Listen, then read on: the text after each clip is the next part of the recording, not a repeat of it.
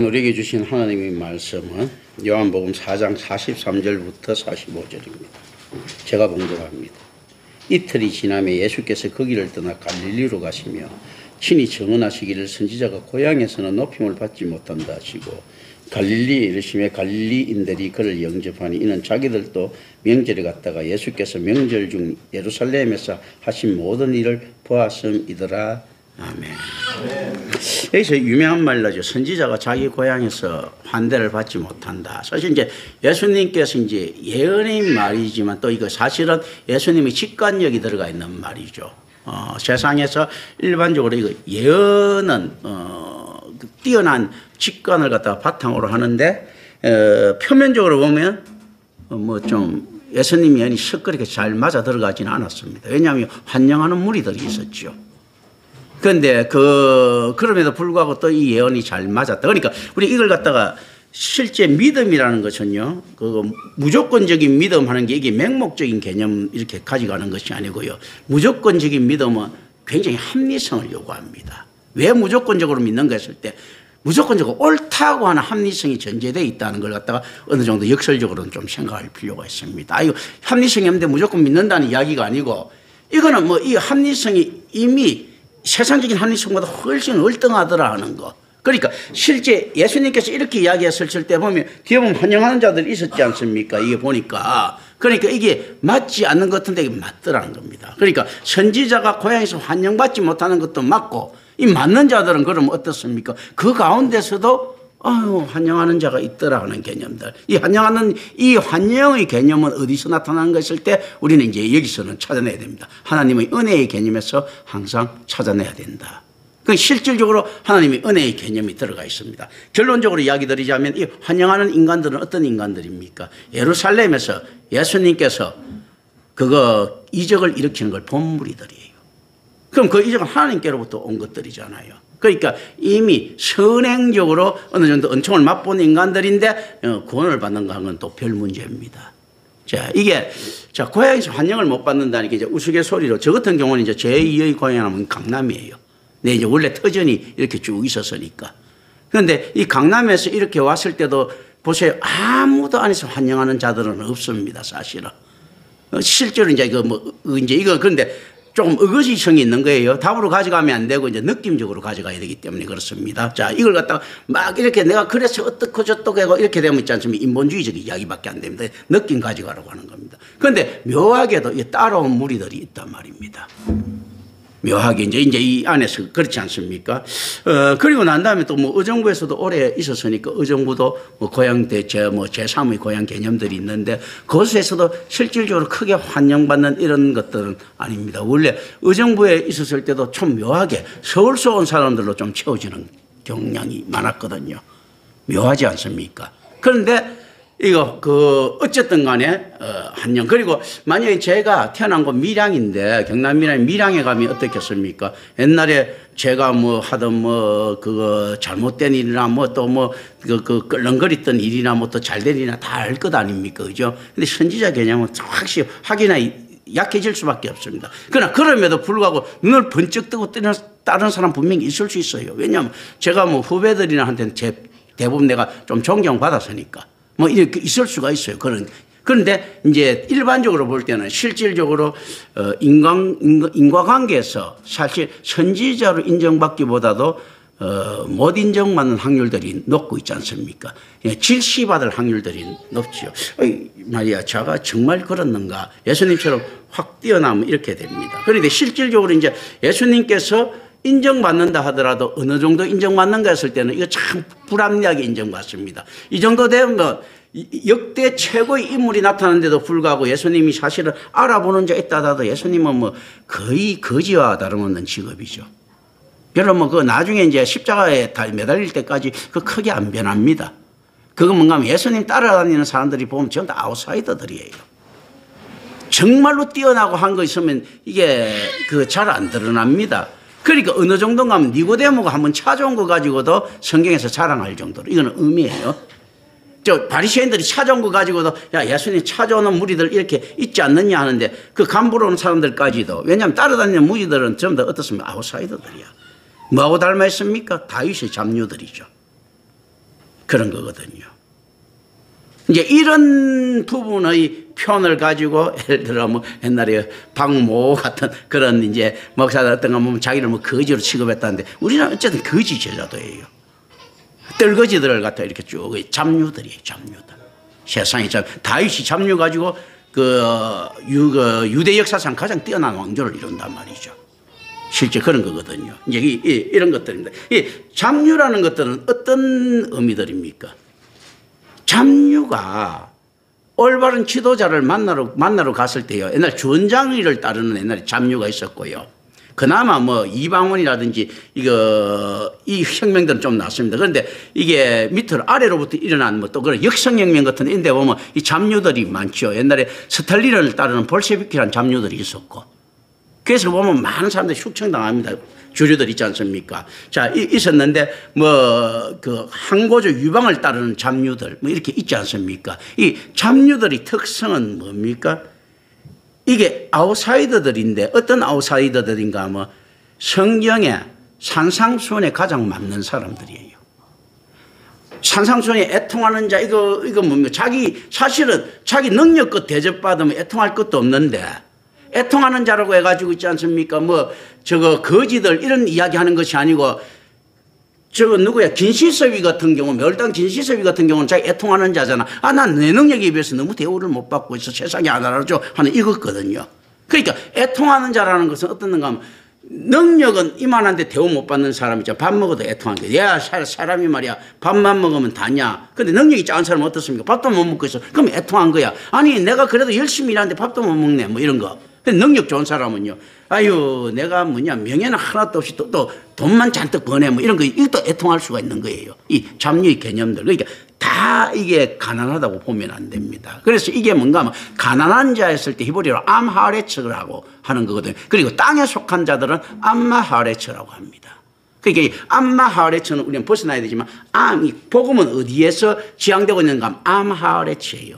뭐냐면 세상에 대해서 만족할 수 없는 구조를 가지고 있는 자들. 그러니까 세상에 만족을 못해야지만 새하늘과 새 땅을 바라볼 것 아닙니까? 그러니까 애통하는 자는 어떻는가 하면 새하늘과 새 땅이 안 오면 억울해서 못 사는 사람들인 거예요. 그러니까 이 사람들이 이제 혁명을 일으킨단 말입니다. 그리고 예수님 제자들도 예수님을 통해서 어떤가 하면 천지개벽을 바라고 있는 거잖아요. 신분 상승을 바라고 있는데 이 신분 상승이 따라다닐 때는 세속적이었지만 따라다닐 때 예수님이라고 하는 지도자가 있다 보니까 어떻습니까? 영적으로 변하는 이 과정입니다. 그런 거거든요. 자, 교회도 역시 마찬가지입니다. 올바른 영적인 선지자가 있어가지고 지도자가 있어가지고 따라가다 보니까 어떤가 하면 세상에 복음의 세수가에 지쳐있던 사람인데 그보다도 크게 기대를 안 하는 거예요. 왜냐하면 기대하면 정말로 처음부터 충성을 했겠죠. 그런데 임마누엘 교회가 있단다. 임마누엘 교회를 따라가다 보니까 그 영성에 힘입어가지고 변화되는 겁니다. 그런데 그게 실제 김경천 목사 때문이 아니고 하나님 은혜 때문인데 이 과정을 거친단 말입니다. 심지어 어떻는가 하면요. 인자이신 예수 때문이 아니고 하나님의 섭리 때문에 변하는 거거든요. 인자이신 예수 때문이 아니고 그리스도이신 예수의 섭리거든요. 사실은. 예수님께서는 완전한 인간이고 완전한 하나님이다 했을 때요. 완전한 인간은 경배의 대상이 돼서는 안 됩니다. 완전한 하나님은 경배의 대상이 돼야 되죠. 예수님은 이걸 다 가지고 있죠. 그런데 그걸 가지고 뭐 이중성 이런 게 아니고요. 하나님 따로 그거 인간 따로입니다. 그런데 또 이거 하나입니다. 묘한이 이런 것들을 역설이라고 하는 거거든요. 그래서 인자이신 예수는 우리 신앙의 모범자예요. 우리 신앙의 대상자가 아닙니다. 그리스도이신 예수님 우리 신앙의 대상자예요. 예수는 우리 신앙의 모범자시고 대상자이시다. 그건 어떻는가 하면 성부도 못 가진 겁니다. 예를 들어 그 하면요. 성부는 그냥 신앙의 대상자예요. 성령도 신앙의 대상자예요. 성자만이 신앙의 모범자도 되고 대상자도 되는 거. 이 인카네이션이 그렇게 경험적이거든요. 이 인카네이션 피조물의 경험을 했다라고 이야기를 하는 거거든요. 그래서 우리가 고백을 할 때 있지 않습니까? 이제 그 바울 서신서에서는 그 피조물 중에 가장 먼저 난 the first born over all creation 할 때 이 피조물 중에 가장 많이 먼저 난 자다라고 하는 거거든요. 그런 거거든요. 그런데 모든 피조물은 그에 의해서 그를 위하여 창조되었다라고 또 이야기하네요. all things were created by him and for him 하거든. 그를 위하여, 그를 해서 창조됐다 이렇게 이야기를 한단 말입니다. 이제 이런 이 개념들을 이렇게 가지고 있는 거거든요, 사실은. 그래서 우리의 머리 되시고 교회의 머리 되시고 할 때는 이 피조물적인 개념들이 있거든요. 그러니까 있지 않습니까? 그런데 우리 신앙의 대상이 됐을 때 하나님의 개념을 가지고 있습니다. 이제 이런 것들 있지 않습니까? 쭉 생각을 하면서 우리가 또 봅니다. 그리고 이 안에서 그래서 지금 이게 예수님께서 이제 또 이 이야기를 하시죠. 자, 예수님께서 저거 뭡니까? 선지자가 고향에서는 높임을 받지 못한다. 제 제자들이 아이고 이게 또 고생 많이 주나 하고 있는데 뭐가 또 뭐 세상 구준 줄 아는 떨거지들이 쭉 있습니다. 그죠? 이제 이런 부분. 그러나 이게 어떤 부분에서는 맞는가 하면 예수님 입장에서는 맞죠. 예루살렘에서 기적을 믿고 온 인간들이 이게 성도겠습니까? 이리도 아니고 성도도 아니고 깝깝한 놈들이지 뭐. 그렇지 않습니까? 그럼에도 불구하고 또 고향에서 환영하는 사람이 있었으니까 이걸 또 어떻게 하느냐는 이 역설의 구조들. 예수님 말이 맞고 하나님의 은혜도 맞는 거예요. 그러니까 어느 피폐한 곳에서도 하나님의 은혜는 있다. 어떻게 있는가 하면 이런 떨거지 같은 인간들이라도 온다는 거죠. 병풍들이 온다는 겁니다. 이거 은혜죠. 그러니까 그렇다면 어떻습니까? 교회에서 이리들이 많아. 김경천 목사 괴롭히는 사람들이 많이 나타났어. 이게 시련이겠습니까? 은혜겠습니까? 은혜예요. 은혜.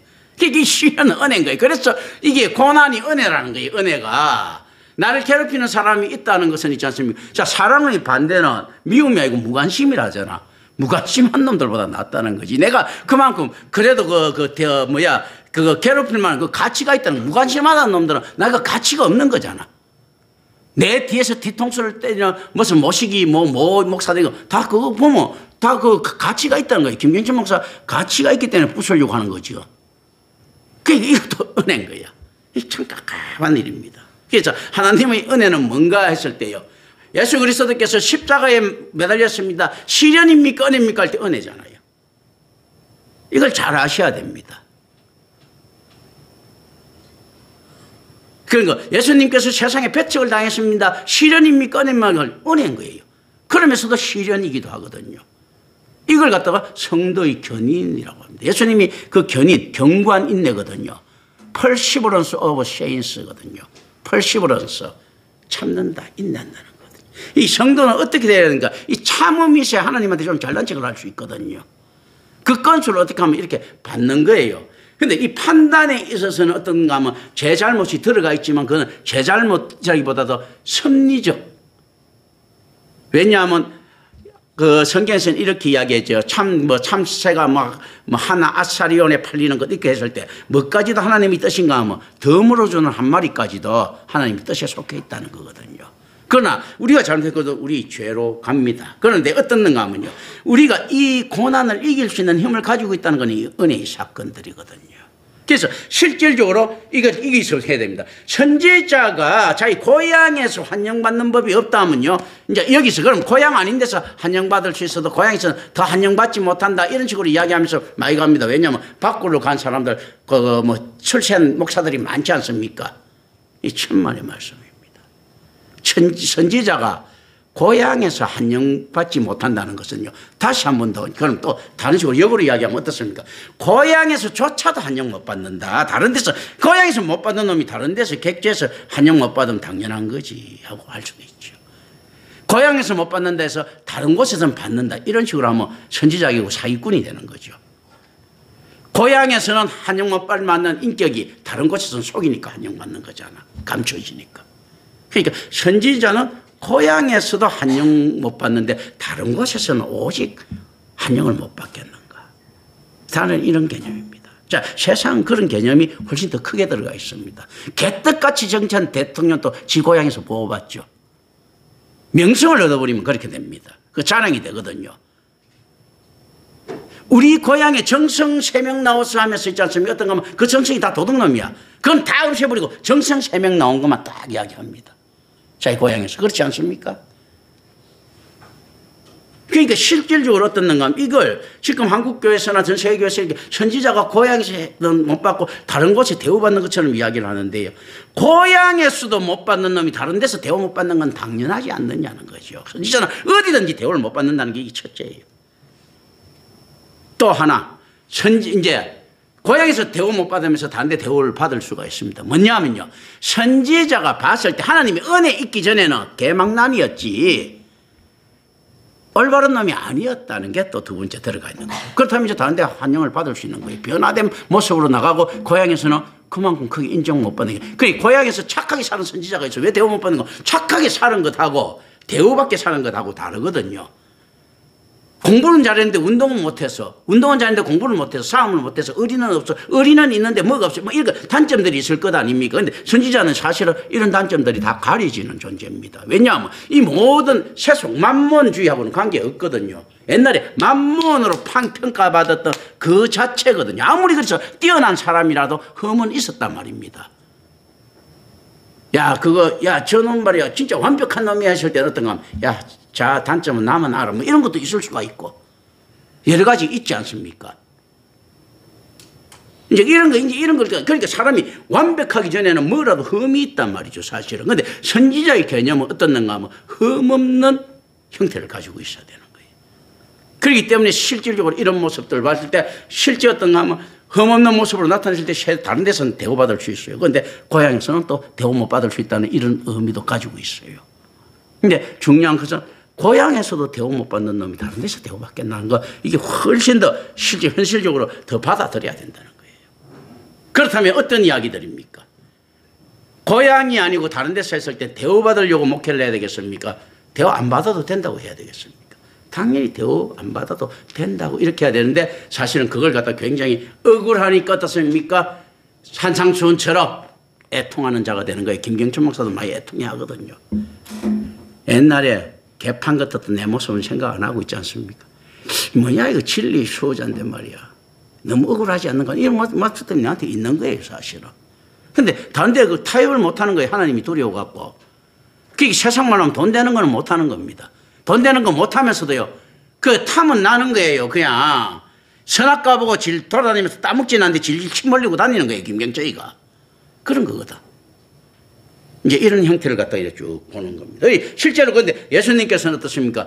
선지자가 고향에서 이제 인정받지 못한다는 말은요. 치마 늘리겠다는 이야기입니다. 기대를 안 하니까 실망이 없죠. 그럼 보통은 고향에 기대하러 갔다가 고향에서 그 강남에서는 나한테 1000명이 환영을 했는데 고향 가니까 100명이 환대해. 이럴 수가 있지 않습니까? 근데 기대를 안 하면요. 아니, 고향 갔더니 다 10명이나 나를 환대하네? 이렇게 될 수도 있죠. 그죠? 이 기대가 세상에 기대하지 말라는 이야기입니다. 그래서 수도 없이 많은 사람이 호산나 해도 예수님께서 별로 신경 안 쓰는 게 이걸 환대로 보지 않는 겁니다. 본질성을 벗어난 환대는 환대가 아닌 걸로 보는 것도 또 있다. 그래서 고향에서 굉장히 히트치고 있는 사기꾼들 있지 않습니까? 이런 거 있을 수 있지요. 그런데 이런 개념이 아니라는 거죠. 고향에서 자기한테 물밀듯이 막 찾아와갖고 자기를 갖다 띄워주는 이 개념을 환영을 갖다가 받는다는 개념이 아니고 어떤가 본질성을 벗어난 환영은 필요 없다는 거죠. 그건 거짓이라는 거죠. 기만 당하는 거잖아. 그러면 어떻습니까? 군중에 의해서 사기당하는 거잖아. 내가 군중에게 사기를 치는 것도 있지만 군중이 나한테 사기 치는 것도 있죠. 호산나다 나중에 그 돌 던지는 모습들은 그 모습이잖아요. 그 군중이 사기를 친 거지. 그렇잖아요. 이용같이 있을 때 호산나 사기를 친 거잖아. 이 사기에 넘어가지 말라는 것도 있다. 그러니까 여러 가지로 해야 된다. 그러니까 이걸 갖다가 안에서 가져가고 그래갖고 뭐 내가 고향에서는 인정 못 받는 게 선지자라서 그렇다는 이런 헛소리는 하면 안 되고. 첫째, 고향에서도 환영 못 받는 놈이 다른 데서 가서 환영을 받겠는가 하는 거. 그리고 또 이 어떤 환대가 있다라도 거짓 환대는 이게 환대겠는가 하는 거. 자, 고향에 갔을 때요. 환대받는다는 이유는 뭡니까? 다른 놈하고 똑같이 대우받아야 정상인데 환대받는다는 것은요. 뭐 때문에 환대받겠습니까? 고향에 대통령이 이제 된 사람이 와서 왜 환대받습니까? 만문 때문에 환대받는 거죠. 잘 나가고 명성 가지고 왔으니까. 그 환대는 만문이에요. 그 선지자가 고향에서 환대받으려고 하면 뭡니까? 헛된 명성, 이 만몬을 가져온 거예요. 만몬 가지고 장사하잖아요. 우리가 홍길동이가 우리에게 놨던 뭐 마을 해갖고 임꺽정이가 놨던 마을 해갖고 관광지 만들잖아. 그게 만몬이에요. 이게 있지 않습니까? 우리 고장을 알리는 만몬들. 그렇지 않습니까? 이런 것들이 환대를 하지. 그러니까 만몬을 한다는 거지. 만약에 선지자 A가 와서 환대받으려고 하면요, 갑돌이 갑순이도 다 환영해야지. 만몬을 가지고 오지 않는 갑돌이 갑순이는 환영을 안 하고, 만몬을 가지고 오는 있잖아요. 덕팔이는 환영하지 않습니까? 이게 틀린 거지. 실질적으로 이거는 환영이 그게 만몬이거든요. 그래서 자기 크기만큼 환영받는 건 선지자한테 맞지가 않다는 거죠. 그런데 선지자가 환영받으려고 하면 어떻게 가야 됩니까? 예수님 같은 경우에는 자, 나자렛 동네에 어디를 가든지 간에 뭘 가지고 만몬을 가지고 들어가야 되는데 예수님은 그런 마음이 없는 겁니다. 그런데 예수님을 환영하는 부류가 있었어요. 여기서 이 성경에 그대로 알집니다. 이 사람들은 왜 환영했습니까? 예수님이 예루살렘에서 이적을 행하는 만몬을 봤잖아요. 만몬을 보고 환영을 하는 겁니다. 왜 착각을 하면 안 되는 게요. 어디 가서 내가 명성을 얻다. 저 사람 인품이 너무 좋아. 인품 너무 좋은 걸 어떻게 합니까? 세상에 어떤 건 상업화됐기 때문에 하는 거죠. 상업화된 자기 인품에 이익이 되니까 박수를 치주는 겁니다. 자, 저 사람 청백리야 해다가 있지 않습니까? 청백리고 너무 깨끗해. 그런데 어떤가 갑돌이 집에 가갖고 그 사람들 전부 다 안에서 그 집 있지 않습니까? 삼족을 멸해보세요. 저 원수 새끼 이렇게 하지. 자기 죄졌다고 있잖아. 한 삼족 멸하고 있지 않습니까? 이러면 지금 원수 새끼라고 하지. 그거 존경하겠습니까? 자기 이익에 관계되는 거예요. 막연한 이익들이라도 이런 거거든요. 그래서 세상은 이익으로 인해서 움직인다 라고 있지 않습니까? 막 이거 어떤 옛날 예를 들면 옛날 노식 같은 사람들은 이제 거기에 굉장히 민감했다고 이야기하는데 어쨌든 그런 거예요. 자, 이 본문 이 본문 말씀은 이제 모두 치유 이적들인 두 개의 표적들과 주로 생명과 심판의 중재자 되신 예수라는 주제를 가지고 있는 한 개의 강화라는 것은 어떤 이제 포인트를 가진 이야기들이에요. 강화로 이루어진 내용을 지니고 있습니다. 그래서 중요한 이야기들 어떤 거 포인트가 그래 어떤 면에서 예수님께서는 유대 지도자들이 눈에 덜 띄도록 하기 위해 갈릴리로 물러납니다. 이 덜 띄도록. 그러나 거기에서도 자신의 백성들을 위한 사역을 멈추지 않으십니다. 예수님께서는 예수님께서 있지 않습니까? 비겁함을 좀 마다하지 않는 모습을 이걸 잘 봐야 됩니다. 그래서 바울하고는 이게 확연히 차이가 나는데요. 바울은 그냥 막 들이미는 스타일이에요. 그러면 사실은 성경적으로 안 맞아요. 저게 뭐가 안 맞는가 하면 그런데 실제 이제 들이밀어가지고 바울은 안 죽을 것도 죽는단 말이죠. 예수님께서는 안 죽을 장소에서 안 죽으려고 온갖 어떻게 보면 비겁한 짓 다 하십니다. 자, 세례요한 죽자고 싹 빠져나고 왜냐하면 예수님이 죽어야 될 장소가 있어요. 어디에 있는가 하면 예루살렘이야. 그 전에 죽으면 안 되시는 거예요. 그런데 바울을 그러면 그래서 평합시켜 이야기는 할 필요가 없는 게 어떤가 하면 예수님께서는 어떻습니까? 자기 죽어야 될 장소를 아는 반면에 우리는 자기 죽어야 될 장소를 몰라요. 모르니까 이제 바울은 어쨌든 간에 모르니까 더 담대하게 나가가지고 빨리 죽는 것도 맞는 건 맞는 거야. 그런데 만약에 바울이 예를 들어서 아메리카에서 죽어야 된다면 로마에서 죽으면 안 되죠. 예수님께서는 자기가 예루살렘에서 십자가 골고다에서 죽어야 되실 건 아시는 거예요. 아시기 때문에 그전엔 죽으면 안 돼. 자, 그러기 어떤가 이제 그전에 그래서 예수님께서는 이 지혜라는 것이 있지 않습니까? 지혜의 가장 중요한 요소들이 어디에 어떻게 죽어야 될지를 아시는 거예요. 그게 인간의 인생에 있어서 가장 큰 지혜 이렇게 이야기하죠. 어떻게 죽는지를 아는 거죠. 현학적인 말들 그렇지 않습니까? 어떻게 잘 죽는가 이걸 갖다 지혜자로 보지 않습니까? 다음에 예수님께서는 어디에 어떻게 죽어야 되는지 아시는 거예요.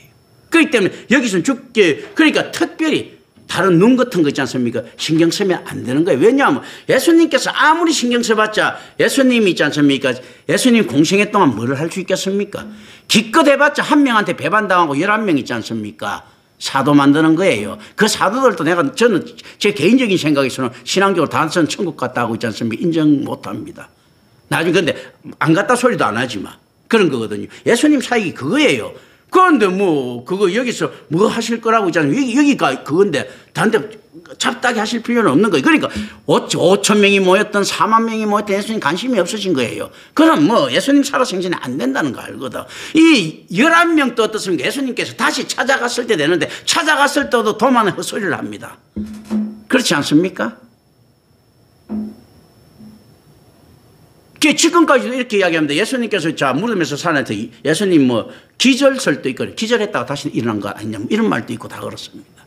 그렇거든요. 그러니까 실제 예수님께서 하시는 것들은 어떤 일인가 했을 때라 자기가 안에서 여기서 주어진 것까지 이상을 갖다가 하는 욕심을 안 부리는 거예요. 예루살렘 사람들은 이제 이런 예수님의 형태를 따라야 하는데 안 하다 보니까 마사다 전투를 일으키고 다 박살나죠. 이때 로마한테 이길 수 없는데 그냥 막 예국 부르짖으면서 일어났단 말입니다. 옛날에 종교개혁 시절 때 재침례파들이 그거 막 사람들 모읍니다. 수십만 명 모아갖고 그거 뭡니까? 나는 그 신탁을 받았다. 어떻게 하나님한테 신탁을 받는데 어떻게 받는 거 오늘 전쟁에는 무조건 이긴다 해갖고 몇십만 명 모아가지고 있잖아요. 군대에 박살나고 전부 다 죽여버립니다. 이런 개 같은 경우들. 그러면서 그 주님 뭐 더 도와주십시오 하면서 키리오 엘레이션 하면서 둥둥둥 치면서 돌아다닙니다.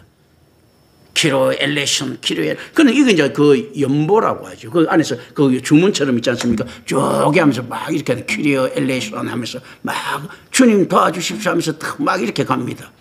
근데 내가 볼 때는 그 재친내 놈들도 이단이야. 같이 붙는 저거 뭡니까? 캐톨릭은 하나님한테 기도 안 하겠습니까? 그것도 이단이고 똑같은 이단 놈들까지 붙은 거예요, 그때. 그런 거거든요. 실질적으로 이제 이 안에 이런 것들이 쭉 세상에 만연돼 있다. 그래서 어떤 것들을 가지고 올바로 어떻게 나아갔냐 하는 건 굉장히 중요한 사건입니다.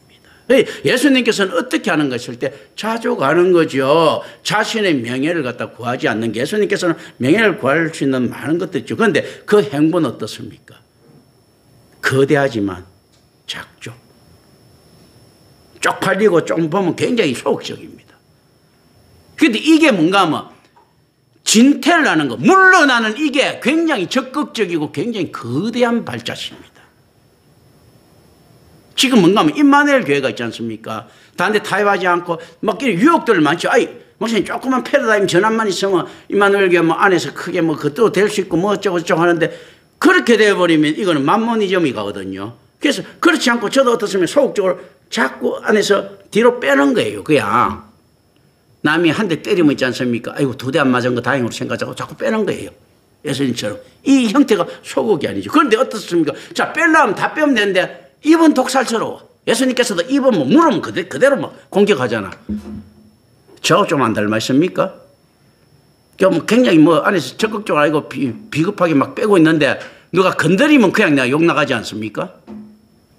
닮아 있는 거예요, 이게. 뭐냐면 이 안에 어떤 것들이 어떤가 하면 내가 할 수 있는 게 뭐 한 명만 전대를 안 그러면 한 명도 안 되고 그냥 뭐 저거 옆에 밑밥만 깔아놔라. 하나님 공의를 실천하기 위해서 다 때려잡으려고 하면 난 그걸 해야 되는 거예요.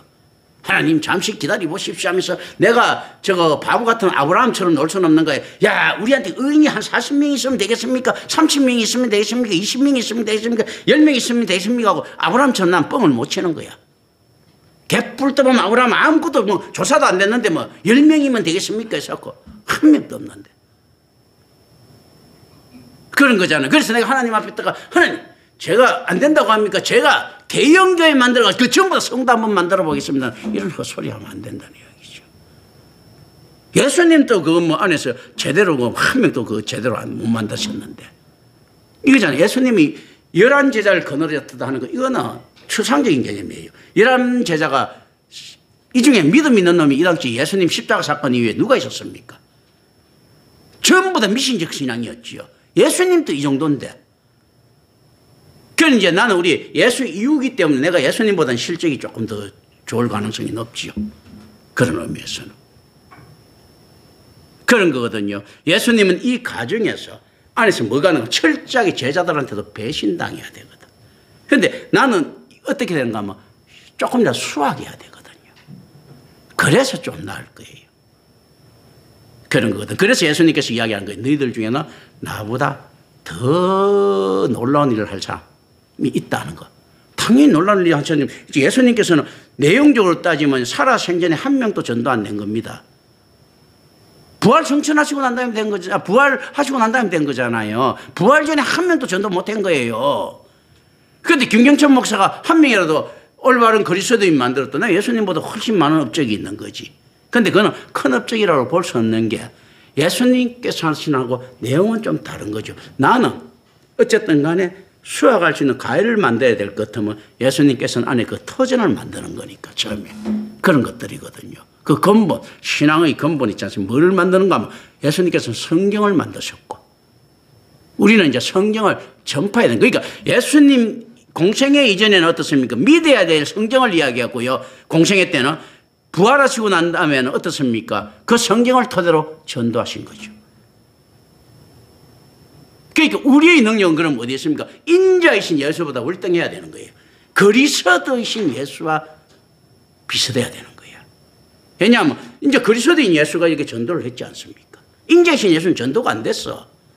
왜 전도가 안 됐는가 했을 때 이들이 가지고 있는 유대주의가 너무 강했거든요. 우리가 전부 다 가지고 있는 자신만이 가지고 있는 하나님 있지 않습니까? 이거부터 없애야 되거든요. 이게 안 없어지는 거예요. 근데 임마누엘에게서 만약에 없어지고 있는 모습들 몇 명 보이잖아요. 그럼 나는 뭐 얼마나 위대한 선지자입니까?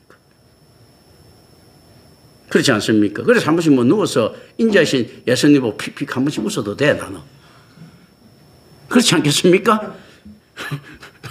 이거 뭐 예수님, 물론 덕분이긴 하지만 난 픽픽 웃어도 된다니까.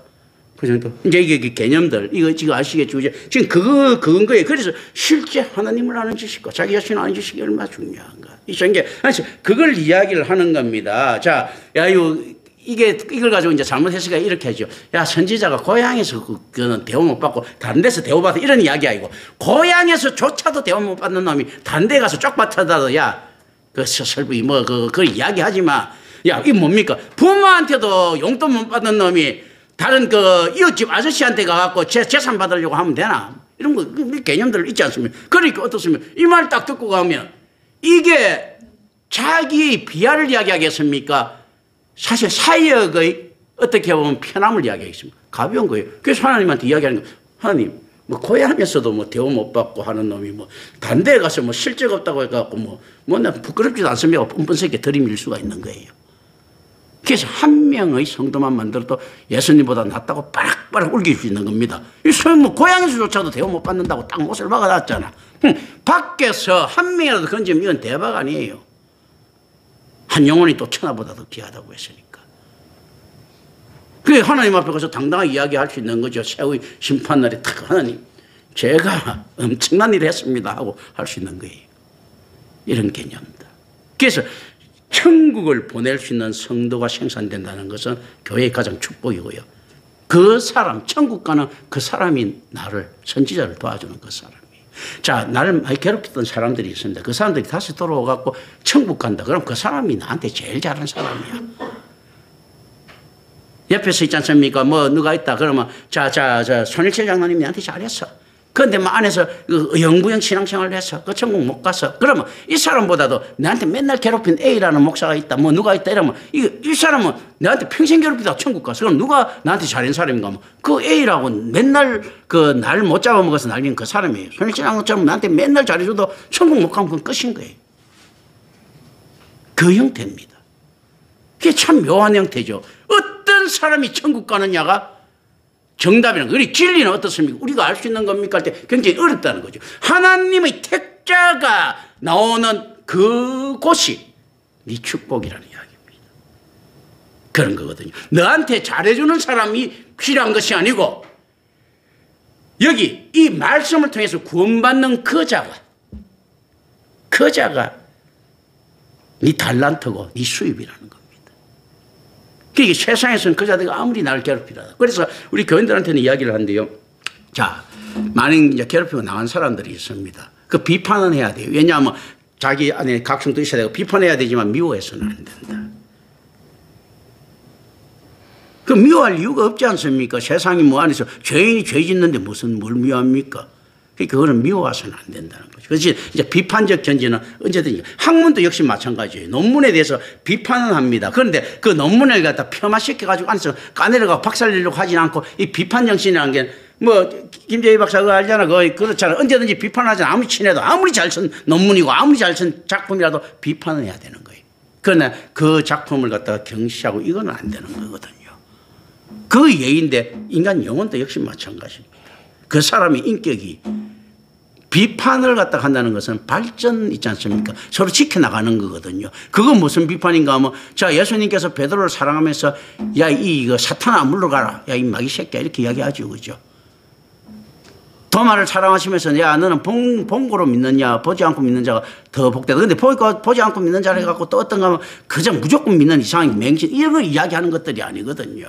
그래서 너한테 이미 들어가 있는 그 말씀이 있지 않는다는 거죠. 이 말씀은 어떤 건가 했을 때요. 이 잘 아셔야 됩니다. 왜 보지 않고 믿는지 했을 때 우리는 그냥 무조건 맹목적인 막 맹신하는 믿음을 하는데 그게 아니고 어떻게 이야기를 합니까? 골로새서에 보면 어떻게 하나님은 어떤 분이시다고요? 보이지 아니하시는 하나님의 형체라고 해야지요. 그는 He is the image 형상이다. 어떤 이미지요? Of the invisible God 보이지 않는 하나님의 형상이시다 하지 않습니까? 이런 곳에서 이게 안에서 보지 않는 자일 거예요. He is the image of the invisible God 보이지 않는 하나님의 형상이시다라고 골로새서 1장 15절입니까? 거기 보면 이렇게 이야기하고 있지 않습니까? 그거거든요. 그 안에서 보지 않는 거지. 그냥 안에서 막 무조건 안에서 뭐 이만희 믿듯이 이 짓 하라는 이야기가 아닙니다. 그는 보이지 않는 하나님이 우리는 하나님을 볼 수가 없다는 거예요. 하나님 은혜로 뒷모습을 보고 살아났던 모세처럼 우리가 하나님의 모습 안에서 믿음의 형체를 볼 수가 없는 거예요, 사실은. 그런데 어떻게 믿는가 했을 때 모세가 봤던 하나님의 말씀에 제가 뒷모습 그래서 이런 이야기합니다. 마틴 루터 같은 자들은 하나님의 뒷모습을 보는 자가 신학자다 하거든요. 참된 신학자다 그러거든요. 이거거든. 그러니까 이 말씀을 통해서 하나님을 갖다가 어떻게 뒷모습을 볼 수 있는 자. 이 개념적이에요. 이런 것들이거든요. 이 안에서 이런 것들을 쭉 생각하면서 우리가 슉 가야 되는 거예요. 우리 믿음은 어떤 것인가 했을 때요. 맹목적으로 안에서 저 선앙심 믿듯이 비나이다 이런 식이 아니라니까. 가장 어떤 가정가 하면 말씀에 의해가지고 있지 않습니까? 보이지는 않지만 더 디이미지. 줬던 이미지가 있잖아요. 성경도 그거잖아요. 디이미지잖아요. 보이지 않은 그러니까 볼 수 없는 하나님의 형상이잖아. 우리는 형상, 디이미지를 어디서 삽니까? 성경이잖아요. 그러니까 안 보고 믿으라는 이야기가 아니에요. 알고 믿으라는 겁니다. He is the image. 그는 디이미지다. 이미지가 있다는 이야기잖아요. 어떤 거. 근데 그 이미지가 디인비저블하다. 안 보인다는 거죠. 근데 이미지가 있는 거예요. 이거는 구체화된 거예요, 지금. 그러니까 성경에서 다 나와 있는데 이걸 갖다가 이 이미지를 어떻게 그립니까? 똑같은 성경을 했는데 김元목사 해석하고 다른 사람 해석하고 달라. 얘들은 디이미지를 하나님이 인비저블 갓을 못 보는 거야. 디이미지는 맞기는 맞는데 인비저블 어떻습니까? 만몬인 거예요. 그러니까 이들은 He is the image of the invisible, 보이는 visible 만몬. 보이는 만몬인 거예요. 우리는 어떻습니까? invisible, the invisible God인데 하나님인데 보이는 만몬인 거예요. 이런 형태 아니라는 겁니다. 오늘 이제 요 안에서 처음 출발 어차피 이게 그러니까 실제로 성경에 왜 그 많은 기록들 중에서 이렇게 적어놨습니까? 성경은 단순한 게 하나도 없습니다. 조그만 걸 하나 들어갔을 때도 그 많은 이유가 있어요. 얼마나 축약시켜서 적었는데 예수님 공생애를 이게 다 적어놓고 다 적었는데 그러니까 이게 실질적으로 이렇게 들어가지 못하면 성경은 엉터리 지금 보는 거잖아요. 그냥 글자로만 읽고 그런 거거든요. 오늘 여기까지 합시다. 예, 기도합니다. 은혜로우신 아버지 하나님 감사합니다. 우리 주 예수 그리스도 이름으로 기도드립니다. 아멘. 네.